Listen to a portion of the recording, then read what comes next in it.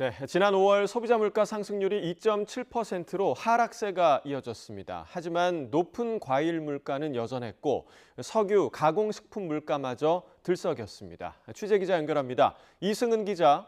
네, 경제부입니다. 네, 지난 5월의 소비자 물가 상승률 2달 연속 2%대를 기록했다고요? 그렇습니다. 통계청은 지난 5월 소비자 물가 상승률이 1년 전 같은 달보다 2.7% 상승했다고 밝혔습니다. 2달 연속 2% 후반대입니다. 물가 상승률은 지난 1월에 2%대로 내려온 뒤 2월과 3월 3.1%로 올라섰다가 지난 4월에 2%대로 내려왔는데 여기에서 0.2%포인트 더 떨어진 겁니다. 하지만 높은 먹거리 물가에 석유류, 공공요금도 들썩여서 체감이 잘 안 됩니다. 농산물 물가가 19% 올랐는데 특히 신선 과일의 경우 39.5% 상승해서 4월의 상승률을 넘어섰습니다. 국산 과일 가중치가 높은 데다 기저효과도 있고 재고가 부족해서 값이 더 뛰었기 때문입니다.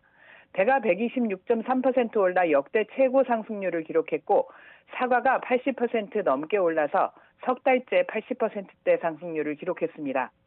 특히 석유류 물가 상승률이 3.1%로 16개월 만에 가장 높은 수준을 보였습니다.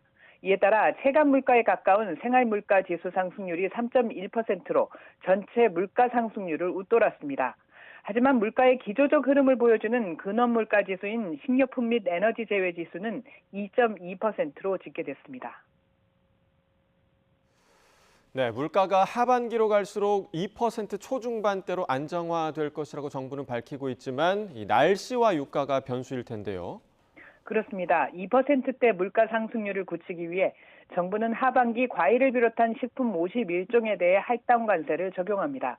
과일 28종과 무등 농산물 4종, 커피 농축액 등 식품원료 19종입니다. 최상목 부총리는 오늘 물가관계 장관위에서 기업들도 원가 절감을 통해 물가 안정에 동참해달라고 거듭 당부했습니다.